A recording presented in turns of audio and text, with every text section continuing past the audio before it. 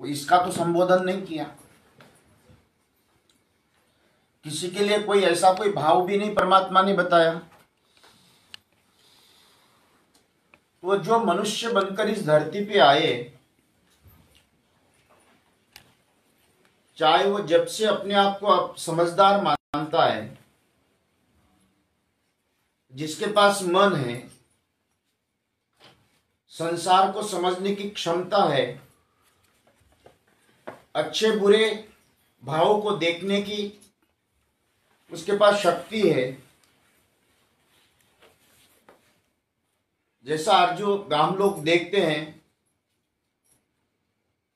वहां दुर्योधन की बात है। दुर्योधन यही कहता है कि जानामि अधर्मम न च मे निवृत्ति, जानामि धर्मम न च मे प्रवृत्ति। दुर्योधन का जब धर्म पढ़ाने लगे तो उन्होंने कहा कि ये धर्म तो मैं भी जानता हूं, ये सारी बातें मुझे भी स्मरण है, ऐसा नहीं कि मैं अज्ञानी हूं। और एक ही गुरु के शिष्य थे, पांडव और कौरव। जहां तक कि भीष्माचार्य जी महाराज, द्रोणाचार्य, कृपाचार्य जी सब जानते थे, लेकिन कोई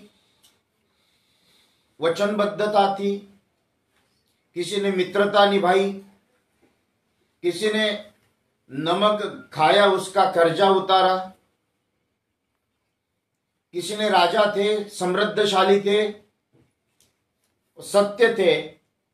आपको पता नहीं होगा, महाभारत में 18 अश्विनी सैन्य कौरवों का था और 9 अश्विनी सैन्य खाली पांडवों का था। तो इन सभी लोगों में भगवान ने यही कहा कि सर्व कर्माणि मनसा। आज समाज जितने भी हम लोग कर्म करते हैं वो करते तो मन से ही है, कुछ प्राप्त करने की उद्देश्य ही मन से कर्म करते हैं। एक साधु भी साधना करता है तो कुछ प्राप्त करने के लिए ही करता है। संसारी व्यक्ति कोई ना कोई संपत्ति संसाधन जुटाने के लिए ही कर्म करता है। कहीं ना कहीं हर एक जीवात्मा का इस संसार में जो भी जन्म लिया है, खाली एक पागल आदमी या एमआरआई जिसको बुद्धि नहीं है उसका कोई उद्देश्य नहीं होता है। बाकी हर एक जीव जिधर देखो, जिस क्षेत्र में देखो, उस हर एक व्यक्ति का कर्म मन के द्वारा ही होता है। मन के बिना तो कर्म करे ही नहीं। अगर मन है ही नहीं तो कर्म करने की क्या जरूरत है। जिसको कोई किसी प्रकार से कोई तो वस्त्र पहनने की क्या जरूरत है। तो इसलिए भगवान क्या कहते हैं कि सर्व कर्माणि मनसा, और उसके आगे एक शब्द लिखा है संन्यासस्ते सुखम वशी। आगे कर्म तो करना है, लेकिन उसमें क्या कहा, संन्यासस्ते, उसमें अगर संन्यास है। अब एक व्यक्ति जन्म लेते हैं तो किसी का बेटा है, जन्म लेने के बाद किसी का भतीजा बनता है, किसी का भांजा बनता है, किसी का नाती बनता है, किसी का पोती है, किसी का भाई है। एक व्यक्ति कितने रिश्तों को लेकर चलते हुए जन्म लेते ही उसके सारे बंधन में बंधकर वो अपने आप में, उसको समझ नहीं आता है कि बाल्यकाल में कि मैं कौन हूं। और जैसे समझ में आने लगता है, बड़ा हो जाता है, तो बड़े होने के बाद उसको एक माँ, पिता, भाई, जिसको कहते हैं कि नाना, दादा, दादी, बहन, मामा, मामी, ये सारे रिश्तों को लेकर धीरे धीरे बढ़ते हुए वो व्यक्ति उसमें अपने आप के रिश्तों में उलझने लगता है। जब वो अपने आप को उलझा देता है तो उलझने के बाद हर एक व्यक्ति से उसके मन में कोई ना कोई आशा लेकर चलता है।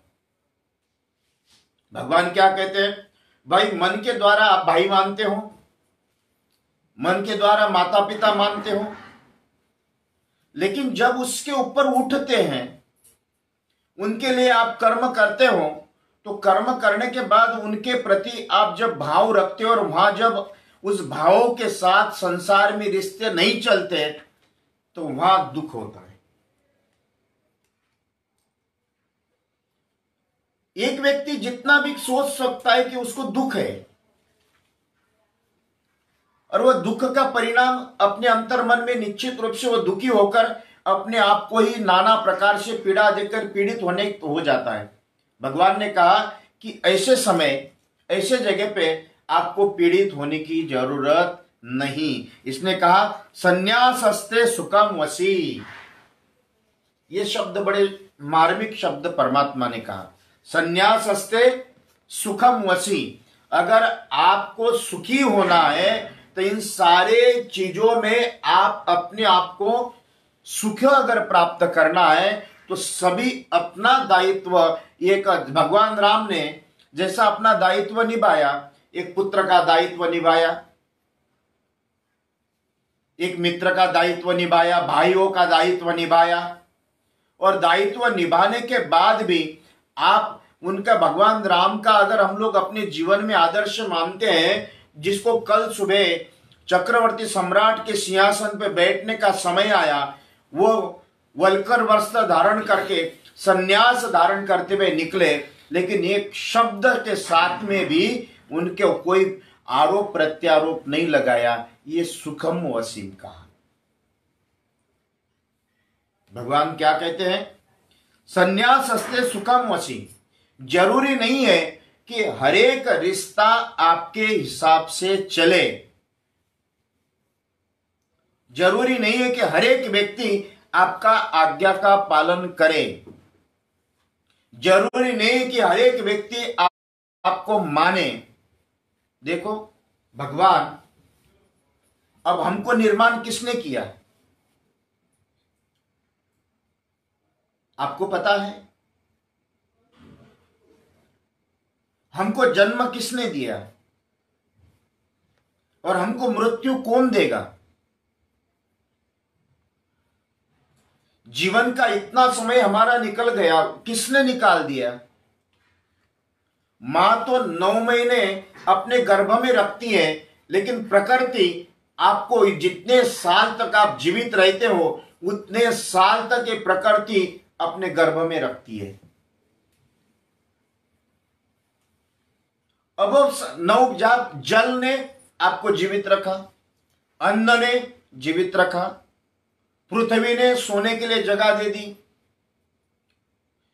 सभी जितने भी आप कर्म करते हुए अंत में ये सारे चीजें आपके साथ होने के बाद भी परमात्मा ने आपको श्वास दिया। इतना सब कुछ ईश्वर ने देने के बाद भी ईश्वर कभी भी आपको आकर कहता है कि अरे मूर्ख, अज्ञानी, बेईमान, कृतज्ञ, मैंने तुझे इतने साल तक जीवित रखा, इतना सब कुछ रखा, समझने की क्षमता दी है, लेकिन तूने मेरा भजन नहीं किया। कभी परमात्मा ने आपसे आकर कहा? तो भगवान यही कहते हैं कि अर्जुन, आप सभी अपने जीवन में सर्व कर्माणि मनसा, ये सारे कर्म व्यक्ति तो करता ही है, करना भी चाहिए। रावण, मुझे कभी कभी रावण की बात बड़ी अच्छी लगती, भले जीवन भर विरोध किया लेकिन अंत में राम कह के प्राण त्यागा। बाली बहुत भगवान के सामने बहुत ज्ञान प्रदान कर दिया, भगवान को भी दया आई, और भगवान को दया आने के बाद राम कहते हैं कि बाली हम आपको प्राण दान देते हैं। बाली कहता है नाथ, सारा ऐश्वर्य, दुनिया भर का सुख, पत्नियां, पुत्र, सब कुछ देखने के बाद, सारी अवस्था में, लेकिन जो आपके गोद में माथा रखने के बाद सारी दुनिया एक तराजू में और आपकी गोद एक तराजू में, मैं अब जीवित नहीं रहना चाहता हूं, आपको देखते और आपके गोद में प्राण त्यागना चाहता हूं। ये सुखम संन्यासस्तु, जिसको कहा है संन्यासस्तु सुखम वसी। भगवान यही कहते हैं कि अर्जुन, अपने जीवन में अगर सुख प्राप्त करना है तो अपना कर्म करते हुए किसी भी व्यक्ति के पास में, चाहे आपका कितना भी निकट हो या दूर में हो, विरोधी हो या आपका मित्र हो, इसके प्रति कभी भी किसी भी प्रकार का दुर्भाव अपने मन में उत्पन्न न होना, ये सुखी। अब आप अपने मन में अपने प्रति द्रोह रखने वाले लोगों के लिए कितने अपने आप को अपने गांठ बांध रखी। पूरा जीवन निकलने के बाद भी आपकी गांठ समाप्त नहीं होती, खुलती नहीं है।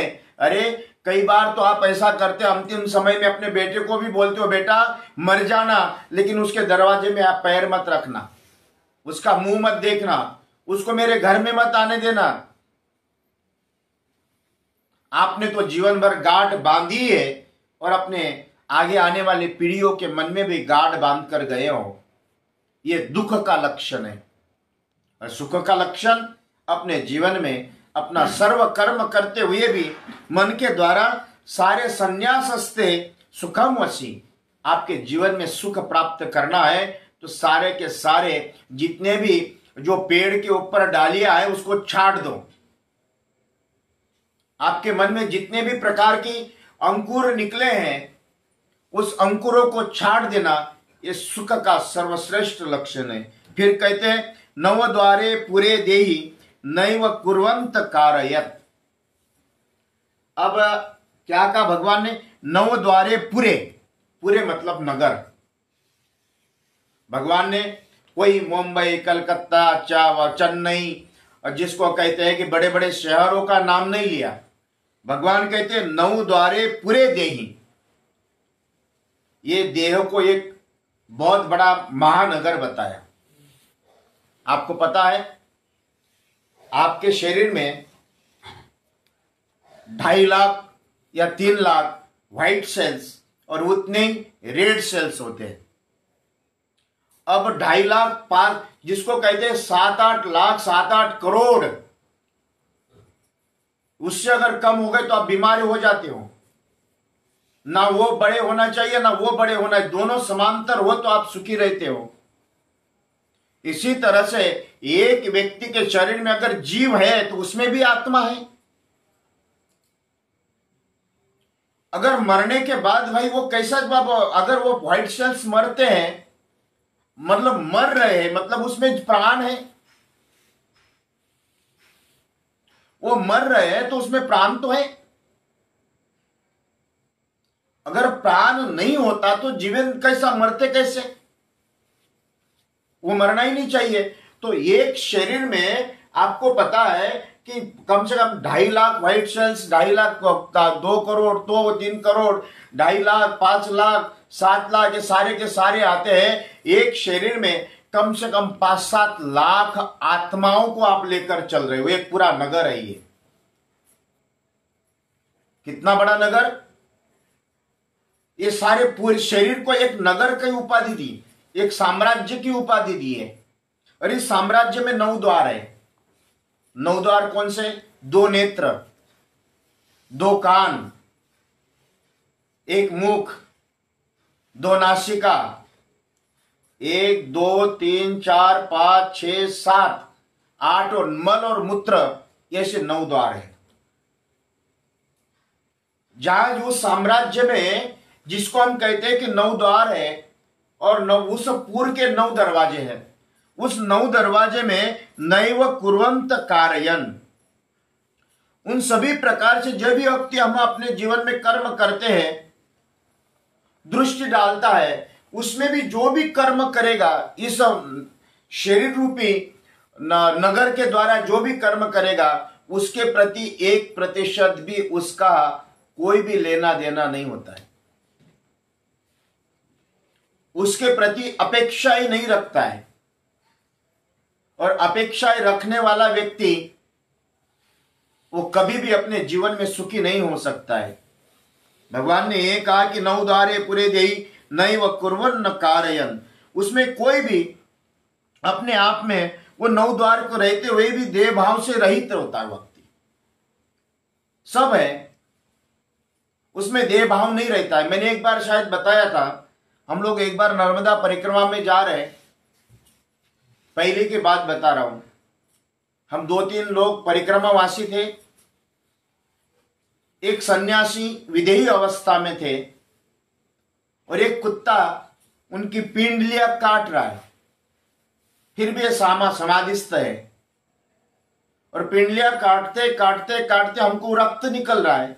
हमने उनसे कहा अरे महाराज भगाओ, तो वो सन्यासी कहता महाराज कुत्ता जाने और चमड़ी जाने, मैं तो उसके भजन में हूं। कितनी बड़ी बात है। जो व्यक्ति एक मानसिकता देह को देखने वाली और एक मानसिकता आत्मा को देखने वाली, आत्मा में स्थित रहने वाली उसको महात्मा कहते हैं और देह में स्थित रहने वाली उसको संसारी कहते हैं। अब संसार का हर एक व्यक्ति अपने जीवन में भगवान, संसारी व्यक्ति भगवान के पास भी जाएगा तो वो कहेगा भगवान मेरे घुटने ठीक कर दे, मेरा हाथ ठीक कर दे। ये थोड़े ही भगवान के पास मांगना है। भगवान के पास तो मांगे कि प्रभु आत्मा में प्रवेश हो, आत्मदर्शन हो, आपकी साधना हो, संसार में नाना प्राप्त, क्योंकि ये संसारी व्यक्ति जो संसार में रहने वाले जीवात्मा, वो संसार के संसाधन प्राप्त करने के लिए ही साधना करते हैं, उसका दूसरा कोई उद्देश्य नहीं होता है। लेकिन जो परमात्मा में आत्मा में स्थित है, क्योंकि ये 2 जगत है, एक आत्मिक जगत और एक शारीरिक जगत। शारीरिक जगत में जीने वाले, और मैं बताऊं एक गांव में सभी श्रीमंत नहीं होते हैं, 1-2 ही घर बड़े रहते हैं, बाकी तो सब गरीब रहते हैं। मनुष्यानाम सहस्रेषु श्रोता वे कहा जाता है। हम 1.25 अरब जनताओं में परमात्मा को प्राप्त करने के उद्देश्य से मुझे लगता है कि गिने चुने लोग हो सकते हैं, बाकी सब के सब संसार के संसाधन प्राप्त करने में भेड़ चाल बनी रहती है। मैं कभी कभी एक दृष्टांत बताता हूं। एक बार नारद जी भगवान विष्णु के पास गए, देखो प्रभु कुंभ आया है, 1 करोड़ लोग स्नान कर रहे हैं, आपका भजन कर रहे हैं, आप दर्शन क्यों नहीं देते हैं? तो भगवान ने कहा मुझे कोई भी उसमें भक्त नहीं दिखता है। नारद ने कहा कि नहीं, अभी लेके आता हूं। भगवान का प्रणाम करते हुए नारद जी महाराज कुंभ में आए, घोषणा की कि नारायण से किसको मिलना है? तो सब लोगों ने हाथ खड़े कर दिया, हम मिलेंगे। पूरा कुंभ नारायण के दर्शन करने के लिए वैकुंठ में प्रस्थान कर गए। अब भगवान ने सबकी परीक्षा लेना चालू करी। अब परीक्षा लेना क्या, जिस रास्ते से वो जा रहे उस रास्ते में एक भोजनशाला, 56 भोग, उनका जो सुगंध सबके नाकों के द्वारा प्रवेश करते हुए सबके मुंह में पानी आया। उन्होंने कहा, एक जो पेटू थे उन्होंने कहा कि भूखे पेट न होए भजन गोपाला, ये संभाल तेरी कंठी माला। गए, आगे गए, चांदी के पहाड़ जो भोजन से प्रभावित नहीं हुए वो चांदी से प्रभावित हुए। ये अर्थ प्राप्त करने के लिए परमार्थ करने वाले उधर चले गए। फिर चांदी से भी जो प्रभावित नहीं हुए, भगवान ने आगे चलकर सोने के पहाड़ बनना दिखाए, सोने में चले गए। फिर प्लेटिनियम के पहाड़ दिखाए, प्लेटिनियम में चले गए। फिर आखिरी में जो बच्चे कुचे थे उनको डायमंड दिखाए, तो डायमंड लेने के लिए गए। नारद जी नारायण नारायण करते नारायण से कहते हैं, देखो भीड़ मेरे पीछे पूरा कुंभ में लेकर आया हूं। नारायण कहते हैं, नारद पीछे मुड़ के देख। देखते तो खाली नारद जी अकेले नारायण नारायण कर रहे थे। ये संसारिक व्यक्तियों के लक्षण है। श्रोताओं, भगवान ने कहा कि सारी चीजों में आप अपने आप को उसमें से निकाल कर निष्कामता का भाव अपने अंतर मन में रखना, मेरा दायित्व समझकर वो कर्म करना, यही भाव नैव सर्व कर्माणि मनसा संन्यास से सुखमसि। इतना ही कहते हुए आज पूर्ण हो गया। आज पर समाप्त समय हो गया। कल उसके आगे चिंतन करेंगे। कृष्ण कन्हैया लाल की जय।